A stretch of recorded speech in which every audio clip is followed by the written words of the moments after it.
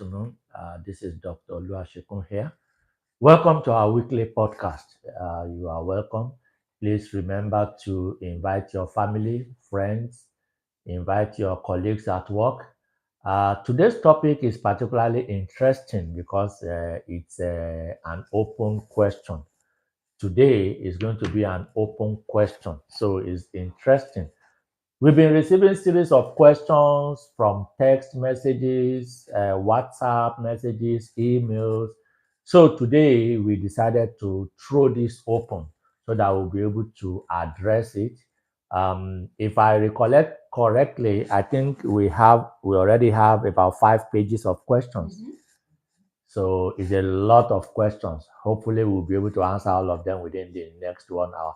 If we are not able to, we will continue next week before we go into a different topic. So today is an open question. And like I said, we have received so many questions so far.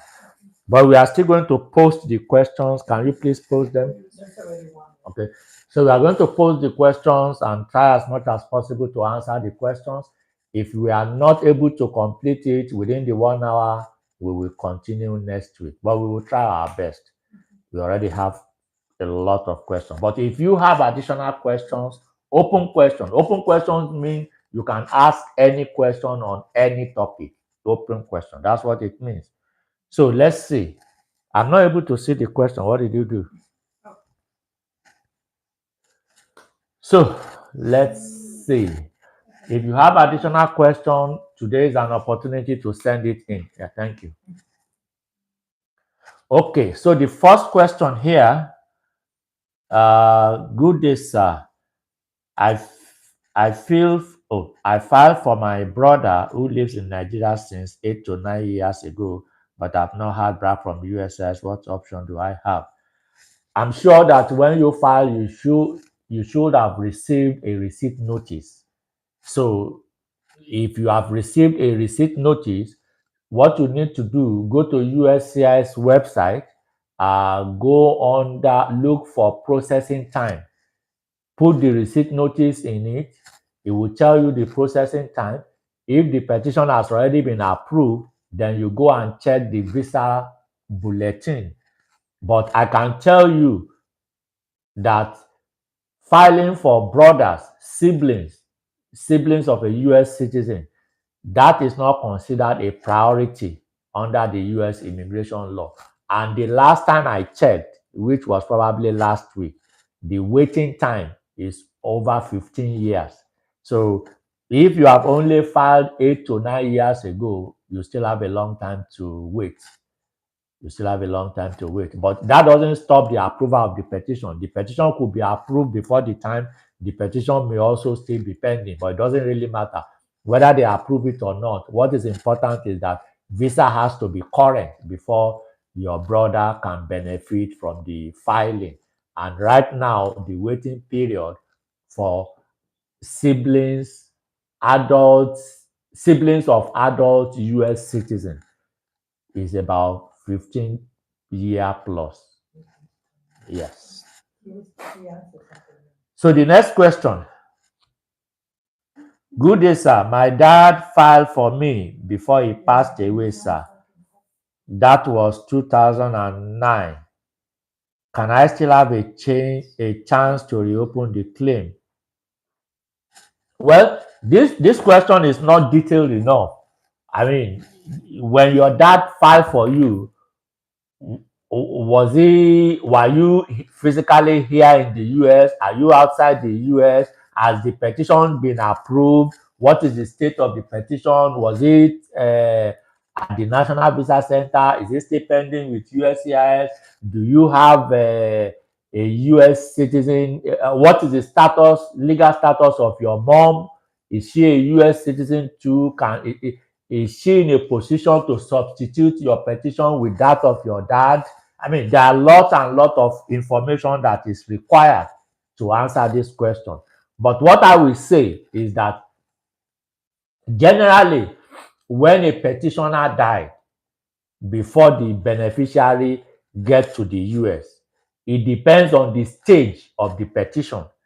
If the I-130 petition for alien relative has already been approved, then you will need to apply to USCIS if you have another parent who is in a position to substitute for that dead parent. Example, because your dad filed for you, let's say your dad was a US citizen at the time he filed for you, and your mom was also a US citizen. If your dad passed, you can contact USCIS and request that your mom be substituted as the petitioner. So once that substitution is done, then they will continue to process the application. But if you don't have a US citizen, a relative who is in a position to substitute the petition, then that means the petition is dead. So that there's nothing that could be done. So I need to know, is your mom still alive? What's your mom's status? Is she in a position to substitute as the petitioner, to replace your dad as the petitioner? If she's able to do that, then the petition can still be processed. That's the only way the petition can be revived. Without that, it will not be possible.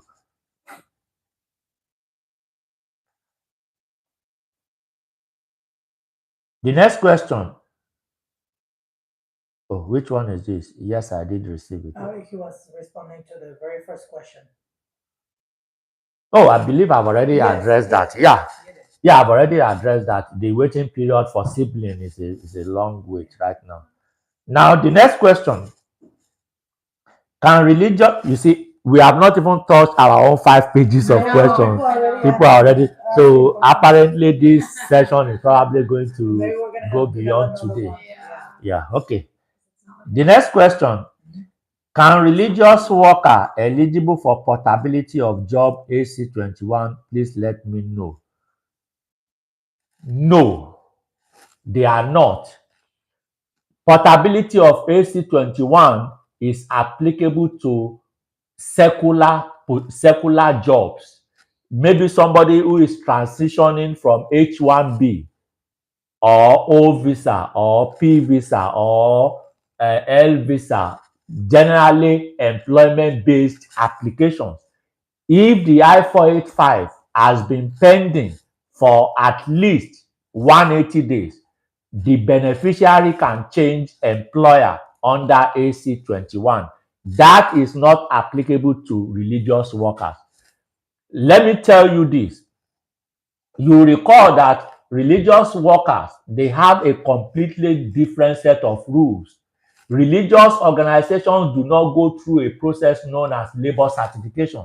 They don't have to advertise their position. They don't have to offer the position to American citizens first. They don't need to file labor certification application. All these things are waived for religious workers. So they have a completely set of rules. Religious workers are authorized to work solely, solely, solely for religious organization, for the petitioner. So until the beneficiary gets the physical green card in his or her hand, that is the only way you can work for a different employer. AC21 is not applicable for religious workers. The next question. Good afternoon, doctor. God bless you immensely for the good work you are doing. I recently stumbled upon a video on IG where a tax professional said IRS can revoke your passport. IRS? So what's the question? I'm trying to see the question. Is it a continuation? No, I don't think so. Oh, okay. Yes, he did say if you owe back taxes. Well, let me say this. The video may not be explanatory enough. What I do know is that if you owe back taxes, privileges of a US citizen can be withdrawn. And so for a US citizen to have an American passport is a privilege. Yes, the privilege of having a passport can be withdrawn. But however, it is not done by IRS. IRS is not going to come after you and start asking you for your passport. No. It depends on the nature of the IRS tax. If it is mere owing of back taxes that does not come with criminal charges, that one, nobody is going to take your passport. Worst case scenario, when your passport expires, they may not renew it. However, if your debt to IRS involves criminal activities, yes, that can lead to your passport being impounded. Again, not by IRS, but by law enforcement. They may be acting on behalf of IRS. Remember, IRS is just an agency. They are not law enforcement. They don't have police. I don't think they have police. They probably work with federal agents. So it is the federal agent that will impound the passport if criminal activities are involved. But if it is just a matter of maybe your tax is due, you have not paid it, and all of that, if you have an existing passport, they probably will not renew it. But if you want to renew it, part of the thing they look at is that, have you been convicted? Do you owe back taxes? The same qualification for US citizenship for those who are not citizens. They always ask, do you owe back taxes? So taxes, owing IRS taxes is one of the things that can lead to the withdrawal of privileges. And having a passport is a privilege. It's not a right.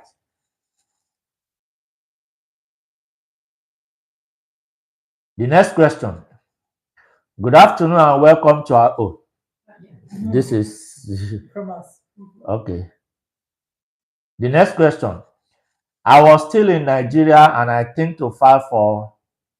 I think he responded to the one that you sent, but it was not detailed enough. Okay. I was still in Nigeria and I think to file. I think the file was approved. My mom passed as well, sir, but I have an elder brother that lives in the United States and is a US citizen. Unfortunately, your brother may not be able to substitute for the petition because the sibling, the position of a sibling is not the same as the position of a parent. The categories are different. Unmarried adult citizen of a US citizen, they are categorized under F1, family-based category 1. Married children of a US citizen, they are categorized under F3, family-based category 3.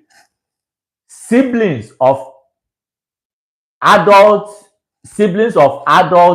US citizens, they are categorized under F4, siblings of adult US citizens. So they are not the same category. And as you can probably see from my answer to previous question, right now for siblings, the waiting period is more than 15 years. It even depends on the country. Generally, it's more than 15 years. But for some countries, it is over 20 years. Countries like Mexico, China, and I think there's India, one more. India. Is India in the F4 category? Yes. So those countries are even longer. So the general one is the 15-year plus. So it is not the same category. So the only thing your brother can do is to submit a petition for you and then wait. That is what they can do. They cannot substitute for your parent because they are not in the position of your parent. The category under the law is different. But if your father filed for you, because your father is your parent, your mother can take it over because your mother is also your parent. If your mother filed for you, your father can take it over because your father is also your parent. It will be in the same category. That is the situation where USCIS will substitute a pending petition. The next question. Question received via text message. I fell short of qualification for EOIR 42B by 3 months to make 10 years based on the date on NTA. which also happened to be during COVID when courts were closed. My removal proceedings was dismissed by prosecutorial discretion. Please, I seek your advice for my possible option.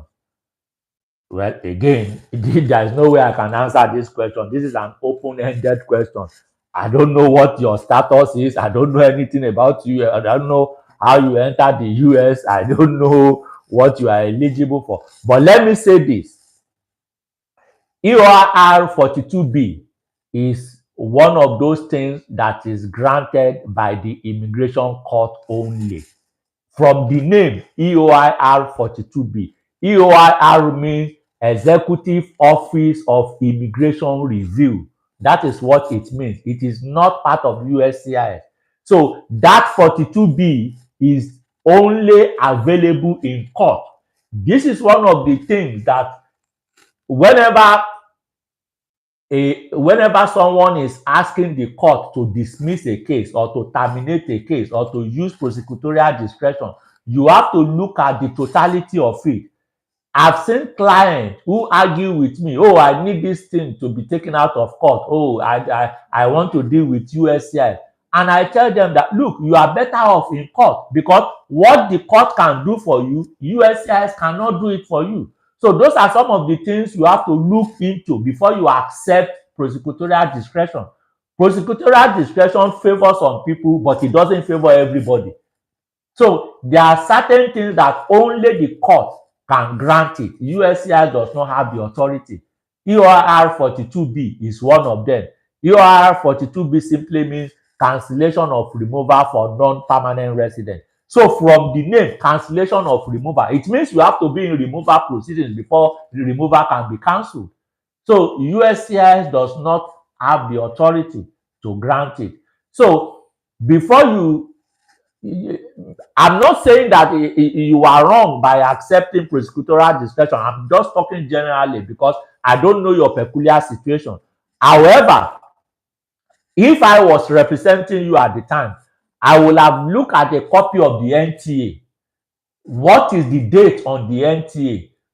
Does the NTA have a date and time and place of appearance? Because if it does not, that is exactly what no, the one before it. That is exactly what the Supreme Court said in Pereira v. Session, that for the purpose of cancellation of removal, the 10-year deadline does not start counting until a proper notice to appear is issued. So even if you have a date on the NTA, if that NTA does not have a date, time, and place of your appearance, it gives you an opportunity to rectify it in court and be able to meet that 10-year deadline. I don't know if that is your situation. I'm not blaming you or blaming your lawyer, but I'm just explaining generally. So if that is the case, termination would not be a good idea. But since your case has already been terminated, I assume that your lawyer will have looked into all of that before termination is decided. But as to tell you what your options are, to be honest, that will require consultation because I really don't know a whole lot of things and I can't mislead you by just giving you general information that may not be accurate. The next question.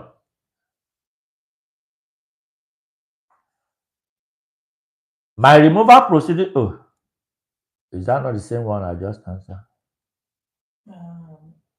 Yeah, that's the same one. Okay, it's the same one. Yeah. The next one. I'm in removal proceedings and the judge dismissed my case and the individual hearing is cancelled and my lawyer said I can't renew my work authorization again. What's your suggestion? Again, this question is not detailed enough. I don't know what relief you sought while you are in removal proceedings. I don't know the nature of the dismissal because there are different levels of dismissal. The dismissal is different from administrative closure. They are not the same thing.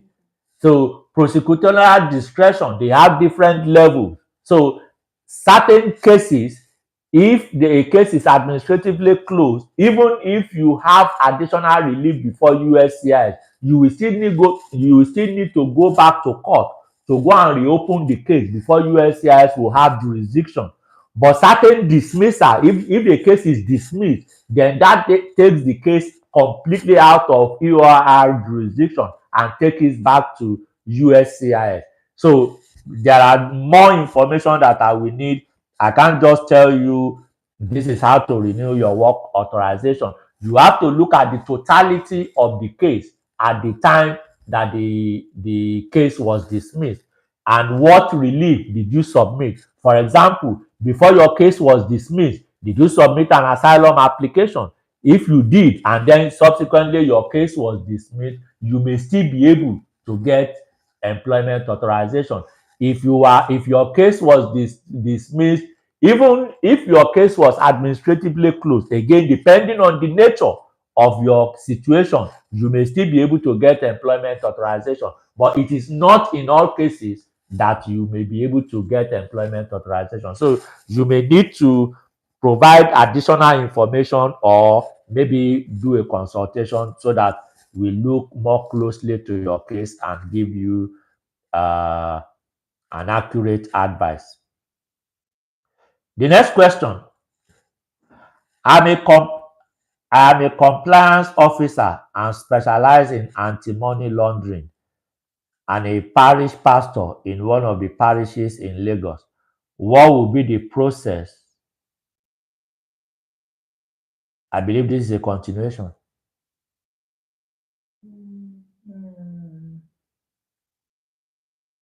Is it a continuation if I apply for any of the employment-based category visa from my country, Nigeria? No, that's a question. Yeah, that's a different one. So where does this question stop? Is it the same? Until you get to visa. Before the question that I called. What will be the process? No. Process of what? If I apply for any of the employment-based category visa. Is that a continuation of the first one? That's just a question on its own. There's no question here. I don't understand it. Yeah. Let me read it again. Let me read it again. I'm a compliance officer and specialize in anti-money laundering and a parish pastor in one of the parishes in Lagos. What will be the process? Process of what? I don't know which one you're reading. The one above the employment-based visa category one. I came here on a visitor's visa in April. No. Two above that. Question received. Oh yeah, okay. I'm trying to understand the question. See if I can find it. He wants to know what the process will be. Process of what? And let's see, maybe there's. Let me see if there's more. He said, I'm a compliance officer and specialize in anti-money laundering and a parish pastor in one of the parishes in Lagos. What will be the process? So process of what? Yeah, that was the question. Well, there's no question here. I don't understand it. So let me go to the next one. If I apply for any of the employment-based category visa from my country, Nigeria, and it gets denied, will the petition denial affect my future chances of getting a non-immigrant visa? Well, it depends on a number of factors. It is not a yes or no answer. Let me say this, and I've said it in many of my podcasts before, multiple times. Every single non-immigrant visa is 100% discretionary.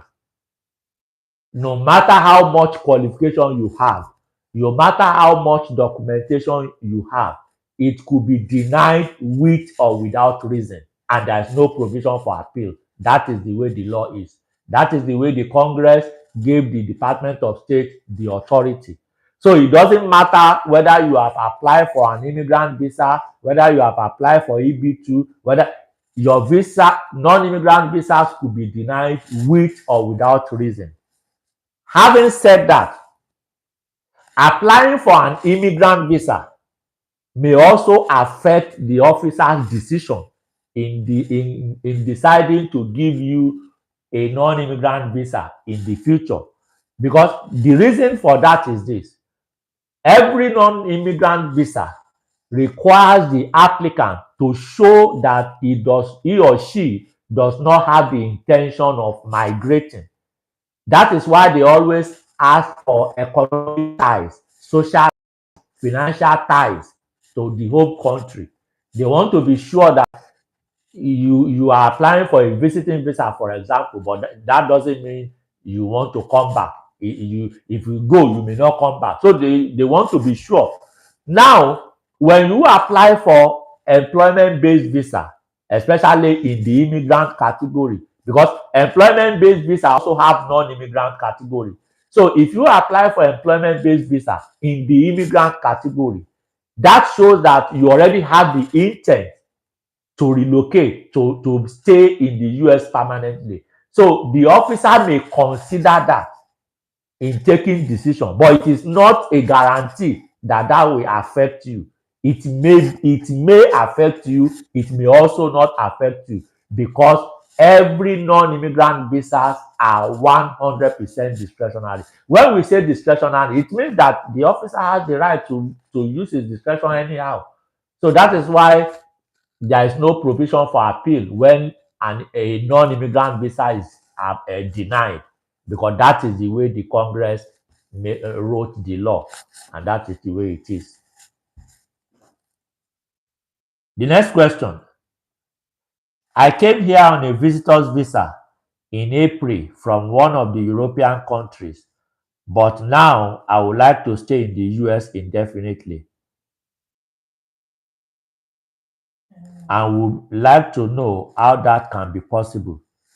Again, this question is not detailed. You see, this is the challenge we have with open-ended sessions. When we deal with a particular topic, it's much easier to address it. But when we deal with open-ended questions, people just throw in things without, because to be honest with you, I don't know how to answer this question. This person just say, I came in from one of the European countries. How did you come in? Did you come in on ESTAS? Did you come in with a visa? What I mean, there are so many things that will affect my response to this question. But this question is not detailed enough to let me know. But let me say this.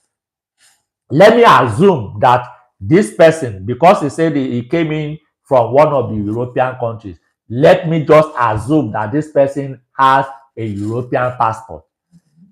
But still, you can still have the European passport and still come in with a visa. Yeah. So the fact that you have European passport does not mean that you didn't come in with a visa. So there are so many things, like I said, that are not clear from this question. But assuming that you came in with a European passport, you came in without a visa, you came in with with what is called ESTAS. The law is that you cannot change your status in the US. You cannot change your status in the US. The only exception is a family-based petition. If you are married to a US citizen, that is the only exception. Even if you have an employer file a petition on your behalf, if the petition is approved, you will still not be able to adjust status, because those are some of the disadvantages of the non coming in without a visa. You cannot change your status in the US. You cannot adjust your status except based on a marriage to a US citizen. That is the only exception. So maybe that will answer this person's question. But if you came in with a visa, then it's a different ball game. Now we have to look at how long did they give you at the port of entry. Because for those who come in without a visa, it's maximum of 90 days. Anything outside that, you are already out of status. You cannot extend it in the US. So those are some of the disadvantages. You cannot extend the 90 days. You cannot change your status. You cannot adjust your status except based on a marriage to a US citizen. That is the only exception. Every other thing, you cannot do it if you come in with a European passport without a visa. The next question. Is an asylee a non-immigrant? I'm filing DS-160 form. I have an asylee child in the US whose adjustment of status application is pending. I know she is not a citizen or an LPR yet. Yes, she's not a non-immigrant. Based on this question, I'm assuming that this person has already been granted asylum, because you have to be granted asylum first before you can have adjustment application pending. Yes, this person is not a non-immigrant. This person is an immigrant. So he does not qualify as a non-immigrant. He's an immigrant. Yeah, because it says asylee too. Yeah, this person is an immigrant. The next question. The only other option is, Oh, that was okay, you was filling the form. Uh-huh. I have an asylum. What was the question again? Let me go back. Is an asylee a non-immigrant? No, I've answered that it's not. So I'm filling DS160 form. Okay, the only other option is others. Don't know, want to misrepresent. Yeah, choose the option of others and put asylee there. It's not a non-immigrant. The next question. This question is from Jamaica. My wife is a US citizen. She filed the I-130 August 2023. Is saying it's 1 week to decision. How long is he waiting to finalize to get a visa appointment? I don't get it. I mean, this I-130 has not been approved yet, has it? Yeah, you have to. If you are calling from Jamaica, if you are from Jamaica, you still have a lot of waiting to do, because it's a 4-stage process and you are still at stage 1 dealing with the I-130 petition. That is just stage 1 out of a 4-stage process. So when the petition is approved, the USCIS will send the approval to the National Visa Center. National Visa Center, that is where you have to apply for immigrant visa. That is where you will need to submit the immigrant visa fee. That is where you will pay the affidavit of support fee. That is where you will submit a documentation, police report, and all of that. So after they finish the processing, they will now contact the US Embassy in Jamaica. So the US Embassy will send available date for interview to the Department of State National Visa Center. So National Visa Center will now issue an appointment letter and then forward your file to the US Embassy in Jamaica. That will be the beginning of stage 3. Now, once that is done, they will provide you a list of medical places where you can do the medical examination. And then once you go for the interview, if everything is okay and they issue a visa, then you go back to stage 4. You come back to USCIS to come and pay the green card processing fee. So based on my experience, well, right now, I don't know. Do we have anything pending from Jamaica presently? U.S. Embassy in Jamaica to determine the. Yeah, to determine the waiting time.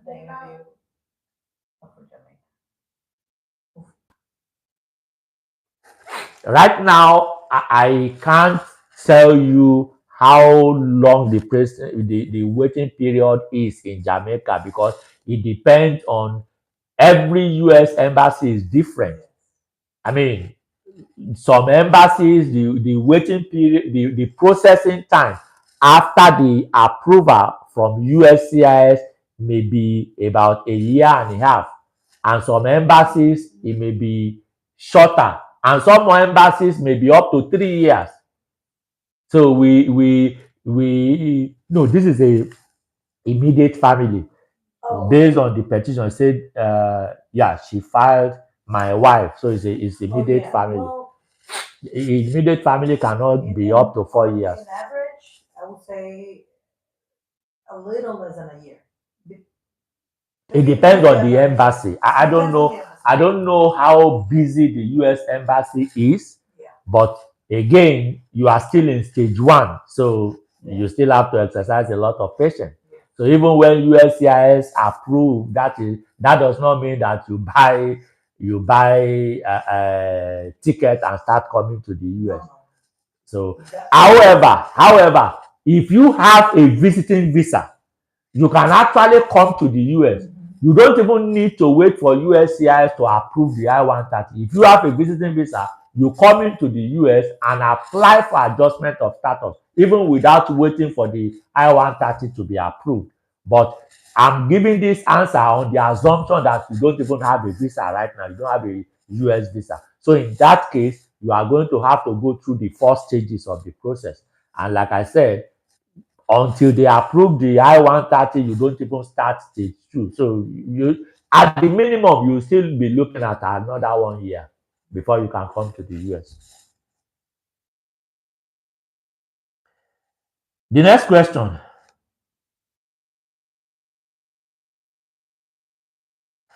My fiancé visa K1 was rejected by the consular in Accra, Ghana, due to our engagement ring seen as being married already. We only engage. I have since provided affidavit of proof of engagement only with letters by the jewelry store and our pastor and family. Is there any hope of continuing our case? Well, I'm not an expert in matrimonial matters in Ghana, but I do know that Ghana shared a lot of legal jurisprudence with Nigeria. Based on my experience from Nigerian law, if you have an engagement ring, you are married. You are not a fiancé. Based on my experience under Nigerian law recognizes 5 types of marriages. People make these mistakes all the time. It's a good thing that somebody is raising this question. Nigerian law recognizes 5 types of marriages. And let me tell you, the US government, they are aware of all these things, including in Nigeria, Ghana, and virtually in every country. Now, in Nigeria, using, like I said, I'm not an expert on Ghanaian law, but looking at the historical background and my knowledge of the fact that Nigeria and Ghana share similar things, they have a lot of similarities. Remember, it was the European that divided it. They were originally part of the same set of people. So, using the Nigerian experience, 5 types of marriages. There is something, number 1, there is something called marriage under the act. Marriage under the act. And that is when 2 people go to the registry to go and get married. A marriage that is contracted at the registry, that is what is called marriage under the act. The second type of marriage recognized by Nigerian law is church marriage. Church marriage. When people go to their churches and the priest or the pastor or the reverend father join them together in holy matrimony, it is a valid marriage under Nigerian law, and I believe the same thing under Ghanaian law. 3, in Nigeria, there is something called nikah. That is the Muslim version of church marriage. It is called nikah. It is a valid marriage under Nigerian law. When the Muslim clerics join 2 people together under the Islamic law, under nikah, it is a valid marriage under the Nigerian law. And I believe, well, I don't know how much Muslim they have in Ghana. I don't know. What did you say? Sorry, what was it called again? Nikah. N-I-K, I think double K-I. Nikah. So that's the 3rd one. The 4th one, recognized under Nigerian law, and that is where we are in this case. That is what we call traditional engagement. Traditional engagement. It is a valid marriage under Nigerian law. For as long as 2 families come together to, in Nigeria, we call it introduction and engagement. When 2 families come together and introduce each other, for anybody who has attended a traditional introduction and engagement in Nigeria, you will know that these things are conducted by one family having a representative who will be their spokesperson, and they will come to the other family and say, oh, our son like this beautiful flower from your own family. Oh, we would like to take this flower and plant it in our own vineyard. Yeah, we would like to plant this flower in our own vineyard, and so that it can blossom. And the family, the other family too, we have a representative who will speak on their behalf, and they will give an acceptance or rejection of the offer. So there is an offer and there is an acceptance. How do they accept it? Yes.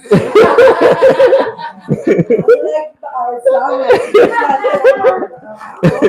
So it is a valid marriage under the Nigerian law, and that is the fourth one. The fifth one, which is also a valid marriage under Nigerian law, that is what is called common law marriage.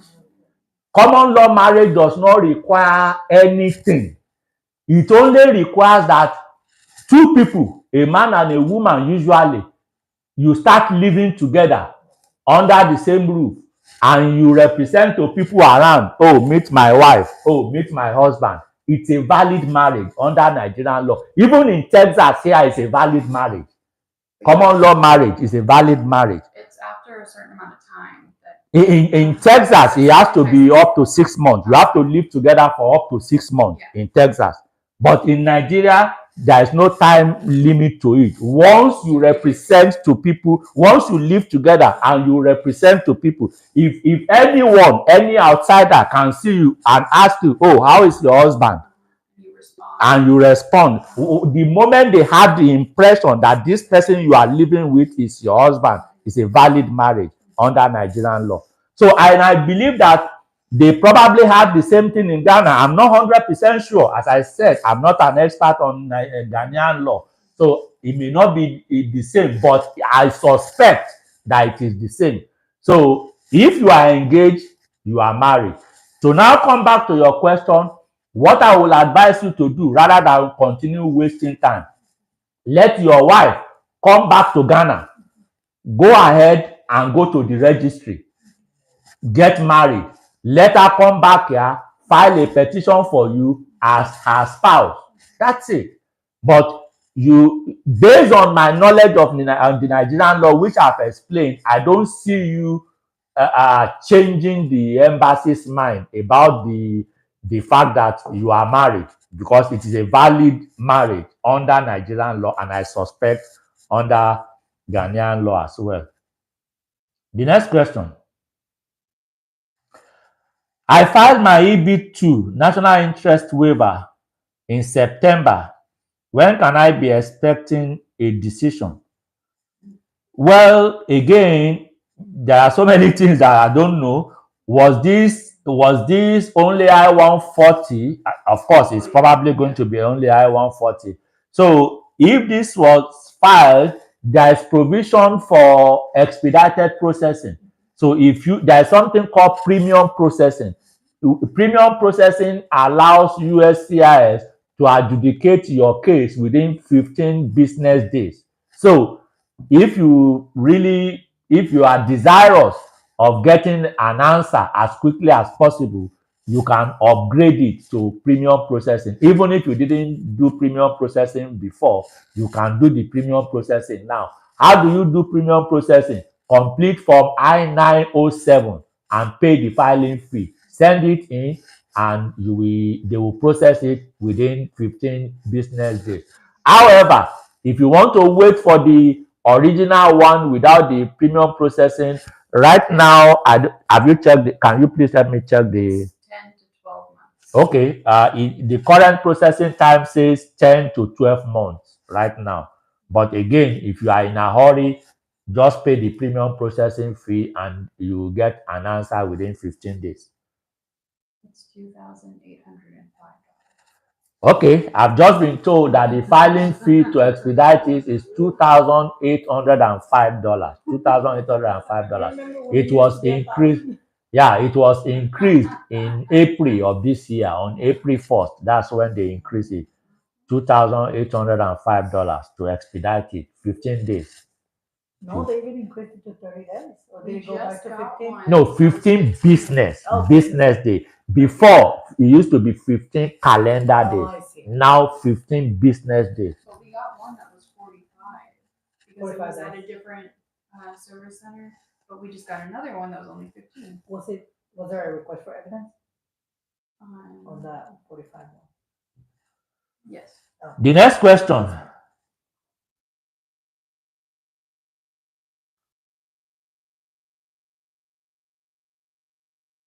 My fiancé filed for K1 visa for Did you me. answer? Oh, yeah. This is they a do. different one. This is a different one. Yes, yes. Yeah. My fiancé filed a K1 visa for me last year, and now we want to try the B2 visa because of the delay in my process. Is it possible to apply for visit visa while the K1 is pending? Yes, it is possible to apply, but it is likely going to be denied because you have already indicated your intention not to come back to your home country. So it may be denied. But is it possible? Yes, it is possible to apply. They will never refuse taking the money.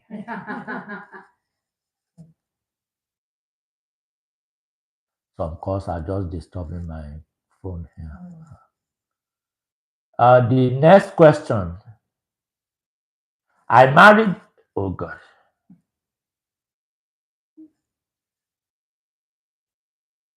I married a US citizen and my case wasn't approved.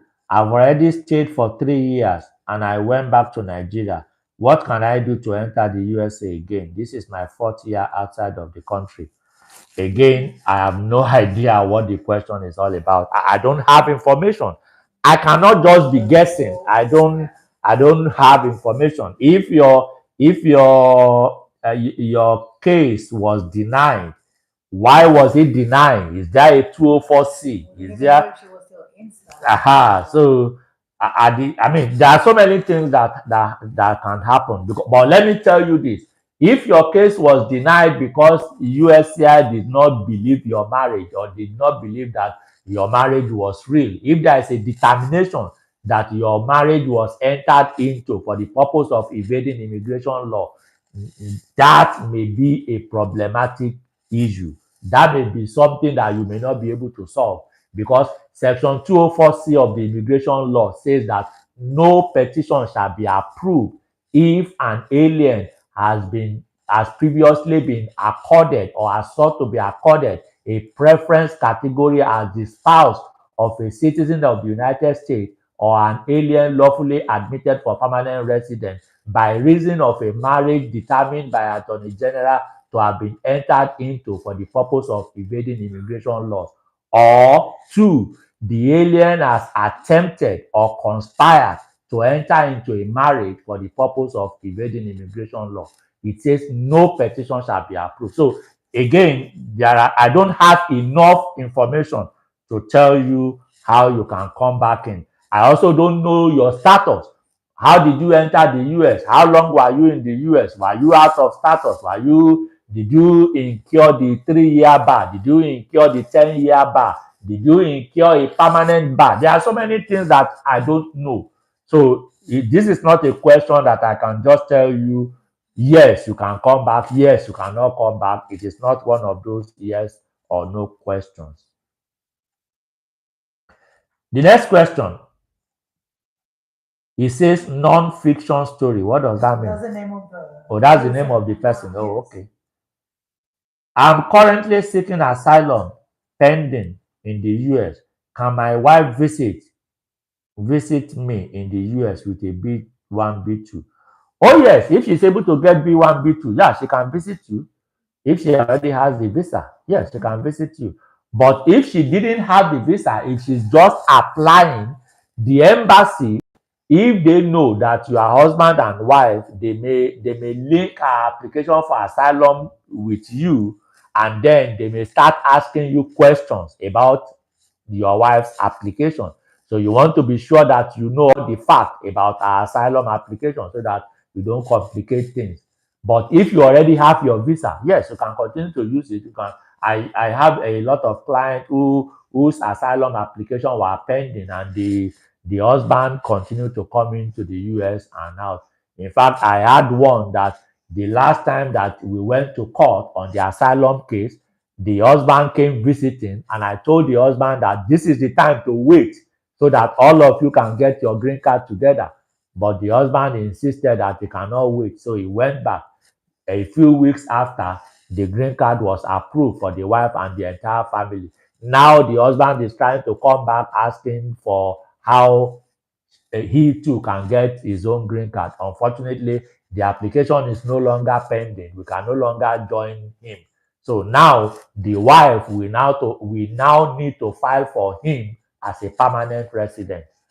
So, but to answer your question, yes, if you have your visa, you can come in. But if you are just going to apply for visa, then the first thing you need to know is the details of your wife's application, so that if they start asking you questions about it, you don't mess it up. The next question. I have an asylum interview coming after 10 years. The issue is that I lost all original of my important documents like degree, work certificate, and all of that. Oh, okay. Marriage certificate. I have only the scanned version. Will I be in trouble? Well, if you have the scanned version, why don't you? Well, I don't know how much time you have between now and your interview date. If you have time, since you have copies, why can't you just apply for certified copy from the issuing authorities? But if you don't have enough time, go with the copies. The scanned copies will be okay. Go with the copies. Explain to the asylum officers that you have lost all the original. And of course, considering the fact that you are even running away from your home country, they may understand the fact that you may not even be able to get the original right now. So explain to the officer. So it's going to be a discretionary thing for the officer to either believe the copies or not. But even if they choose not to believe the copy, the only thing they will do is they will request authentication of those documents. But go for your interview with the copies. It is better to go with the copies. You can do that. You are not going to get into any trouble. The next question.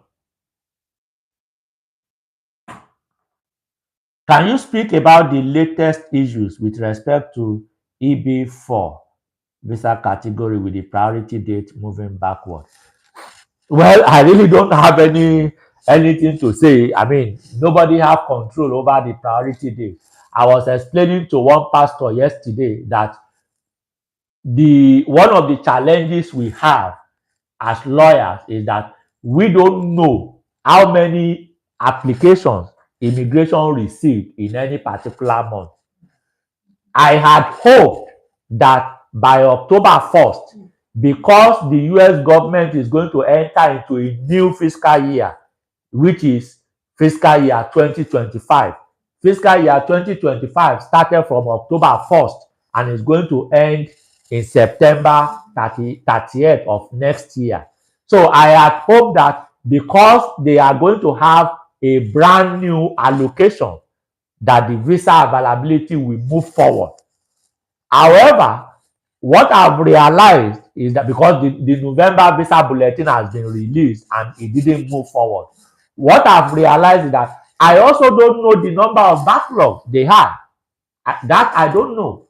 Because for F4, EB4 category for religious workers, the annual allocation is less than 10,000.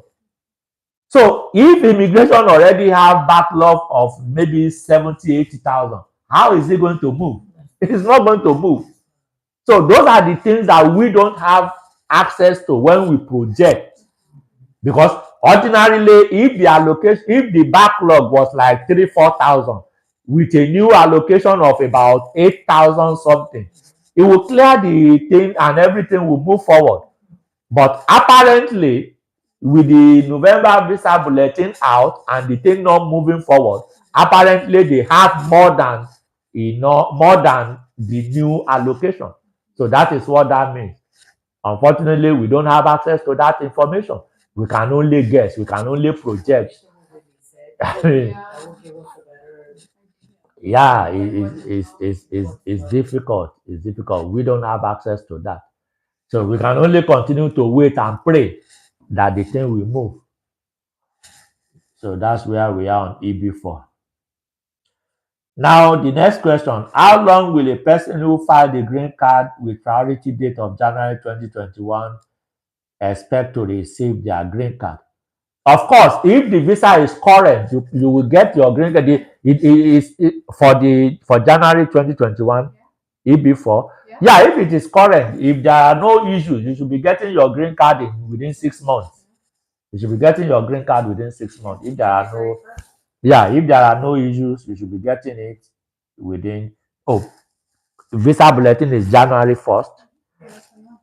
Yeah, this one just says January. It may be 2nd, it may be 3rd, it may be 5th. So visa may not even be current for this person. But assuming that visa is current, you should be getting your green card within 6 months. The only thing that delays it is the visa availability. The next question. I'm active military and I already got my citizenship, but my parents are still back home in Nigeria. What's the fast route to bring them over to the state? Filing I-130 or B2 visa? I will say if they can get B2 visa will be fastest, because if you get them B2 visa, being in active military, if you apply for green card for them from the US here, you probably get it approved within 3 months. In fact, I've gotten approval within a month before. Within a month, if they are here. But if you apply through the consulate, even if you are in the military, it's still going to take a lot of time. They still don't get priority, even for consular processing for active military. No, They don't. no, it's a long process. It's still a long process. So the fastest way, if you can get them a letter, yeah, let them come visit you. As soon as they enter, submit the I-140 and the adjustment application. Within 3 months, they get their green card and they join you wherever you are. The next question. I applied marriage-based green card November 2021. I have not been invited for interview, but on USCIS website, the stage for interview is complete. There's continuation. Yeah. Okay. Does that mean no interview necessary? What does this mean, and why is the case taking over 3 years? There's more. Oh, okay. 3 more. I have submitted additional evidence to USCIS as requested. I have submitted additional evidence to USCIS as requested. Can I expedite my green card application based on the fact that it's been taking too long? Well, there are. Oh, there's one more question. Oh, yeah, it's in between. On this one too. Well, you can skip the next one and then the following one is. Okay. Does a pending asylum case prevent USCIS from processing your marriage-based green card? You see, this is part of what I always say about people not giving enough information for me to advise. Now, apparently, this person has an asylum application pending. Definitely, that is going to impact the processing. There is no way that your application will be processed as quickly as somebody who doesn't have asylum pending. There are several reasons for that. Number one, asylum is an application that is processed in specialized offices. As big as Texas is, there are only 2 asylum offices in Texas. Even there is none in Dallas. There are only 2 in the entire Texas. One is in Houston and the other one is in El Paso. Austin is the capital of Texas. There is no asylum office there. There is no asylum office in San Antonio. There is no asylum office elsewhere. It is only in Houston and El Paso. So is in specialized office. Secondly, when it comes to green card, when an applicant has multiple files with multiple offices, it is mandatory for immigration to combine all the files before they can take a decision. No matter how good your case is, no matter how straightforward your case is, every single file pending in different offices must be combined together before a decision to approve your green card can be taken. So, Does it say if it's in court or if it's No. well, that's another point. yeah. We don't even know the state of the asylum. Have you been invited for interview for the asylum? Is the asylum still pending? Is the as the asylum? You just sent this next question. Okay. The very last one. Okay. Yes, I have a pending asylum case before I got married. I've applied to withdraw the asylum case but didn't get a response, whether it's withdrawn or not. So, is the asylum in court or is it with USCIS? Have you been interviewed for the asylum? Has your case been sent to the court? Because if your case has been sent to the court, then you are going to have even additional multiple files, because now you are going to have ICE lawyers or Office of Principal Legal Advisor involved in your case. You are going to have the asylum office involved in your case. You are going to have USCIS office processing the I-130. It's with USCIS. He has not been interviewed. Okay, if you have not been interviewed, one more question. Is it an affirmative asylum or is it a defensive asylum? Did you file the asylum when you came into the US, or how did you even come to the US? Did you come with a visa? Were you paroled or were you inspected and given I-94? Yeah, because these are the things that affect or can delay I'm waiting for the person to respond.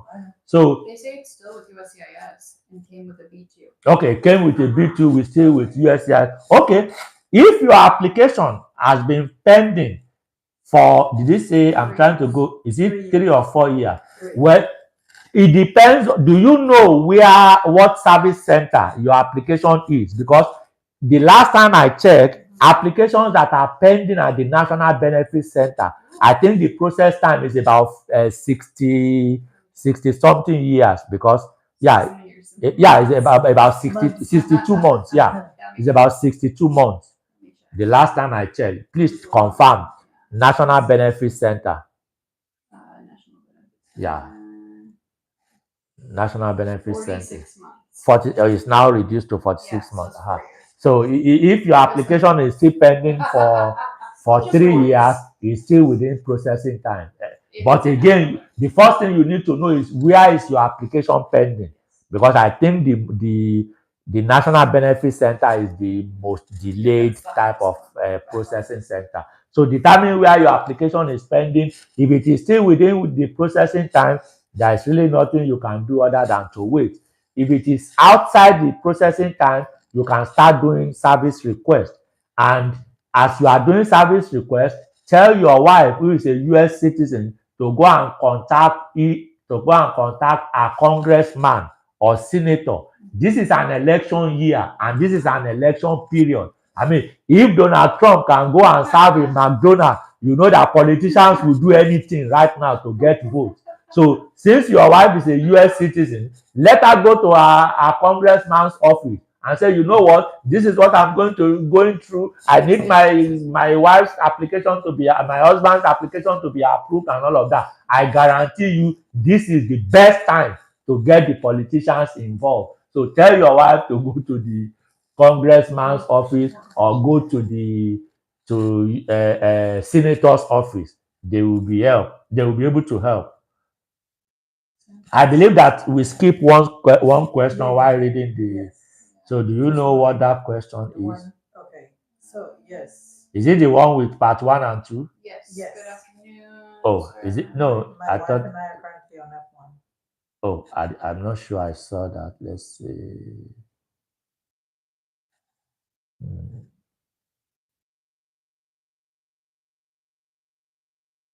There's 5 or 6 questions from Real IT Nexus, and then there's part one for the law office, from the law office. Okay, the one that say good after started from Yes, good yes, afternoon. yes. Okay, okay, thank you. Good afternoon, sir. My wife and I are currently on F1 visa, but she has an approved I-140 EB3 waiting for visa to be current before before filing I-485. So what's okay? Part 2. Mhm. Can I apply for a change of status to F2? She's a nurse on CPT. Can she present her OPT. statement of account? It's not She OPT, meant it's CPT. OPT. No, it's CPT. Oh, yes. CPT is different from OPT. Can I apply for a change of status to F2? She's a nurse on CPT. Can she present a statement of account to USCIS as sponsor? Oh, yes. Oh, yes. If she has an approved I-140 and she's still on F1 and on CPT, yes, you can apply for F2, correct? So that both of you will be maintaining legal status while waiting for visa to be current. Yes, that is possible. You can do that. But I'm assuming that you are in status, because one thing this question didn't say is what your own status We're is. both on F1. So if they were both on F1, yes, you can you can change to F2 and show your wife that she can support you. Because one of the benefits of CPT is that the applicant can work full time while also going to school full time. It's different from OPT and it's also different from F1. For F1, you can only work maximum of 20 hours per week and only on campus. But CPT, you can work full time and you can also go to school full time. Yes, your wife can do that, and you can also apply for a change of status to F2. That is possible. We already passed our time, but let me see how many more questions before we. 1, 2, and then the one that you responded to earlier. Okay, so I will answer this to anyone that come in. We are going to defer till next week because it's already past our time. That means we will continue these general questions next week, but we'll still answer these two that we already have. Okay, the next question.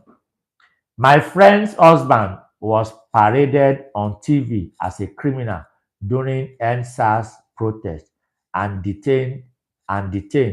This has affected him both psychologically and emotionally. Can he seek asylum on this ground? Well, unfortunately, there are more to asylum than being paraded. I mean, if somebody is arrested for a criminal activity, that's not a ground for asylum. So this is not a yes or no question. I cannot determine whether he will be eligible for asylum simply because he was paraded. You have to show what was he paraded for. To be eligible for asylum, the ground has to be one of the 5 acceptable grounds. It has to what those 5 acceptable grounds are: race, religion, nationality, membership in a particular social group, or political opinion. So based on this information, I want to assume that this was based on political opinion, but it is more than mere parade on TV.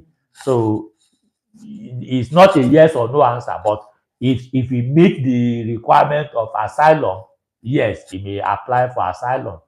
But when you are outside the US, you don't apply for asylum, you apply for refugee status through the embassy.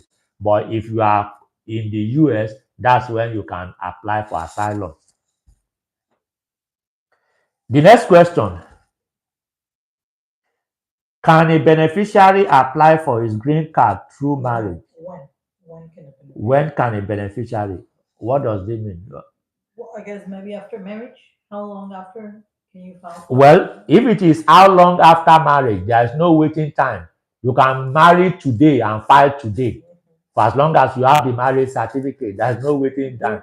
We have done that before for clients who got married same day and we filed same day.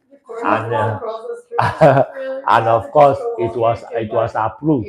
The reason we did that at the time was we had information that USCIS was going to increase their fees. So we told the client about it, and we told him that if you get married today, we submit the application today so that you don't pay the new fee. And they did exactly that. and the green card was still approved. Yeah. So there's no waiting period. If that is what this question means, you don't need to wait after marriage. You can apply immediately. I've had all kinds of things. Some people have said, oh, you have to wait 2 years. The question you need to ask yourself is that when you get married to a US citizen and you decide to wait 2 years, whenever you go for interview, you should be prepared for some questions. The question is, how have you been sustaining yourself?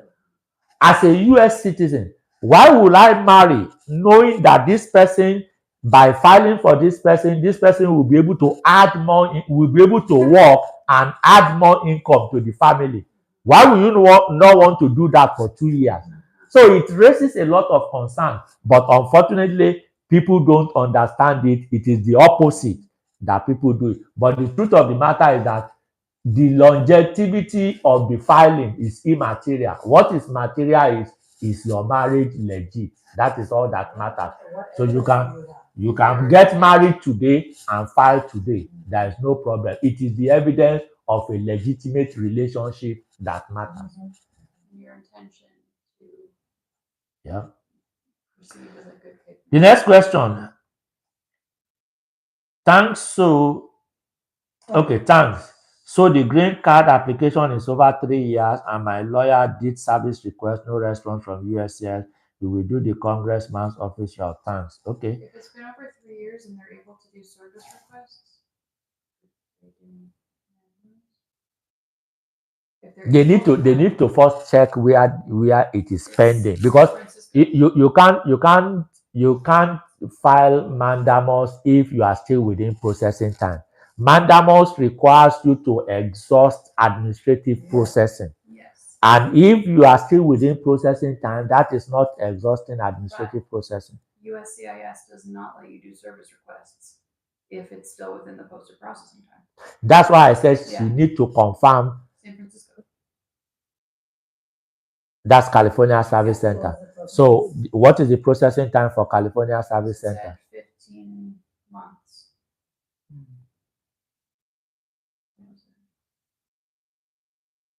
We are checking the processing time for California Service Center, where your application is pending.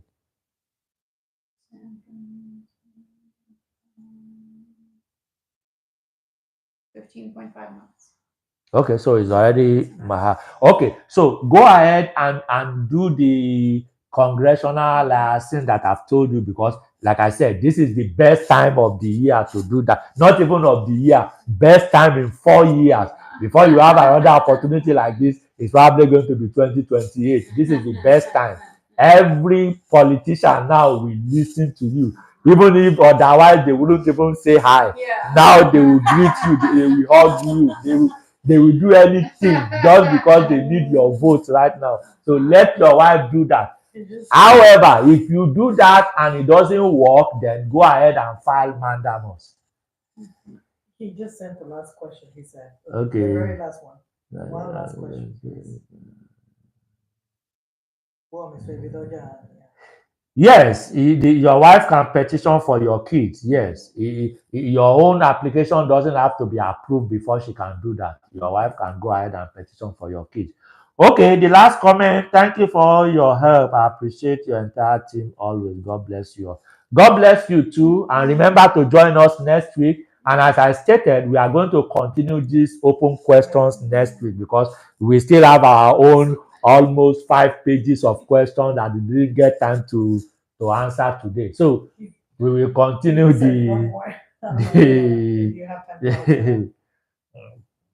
well, this person that is talking about what is mandamus. Since you have an attorney, just go to your attorney, tell your attorney that you need to file mandamus. But like I said, I will do the congressional thing first. Yes. Before you do that, because this is the best time to do it.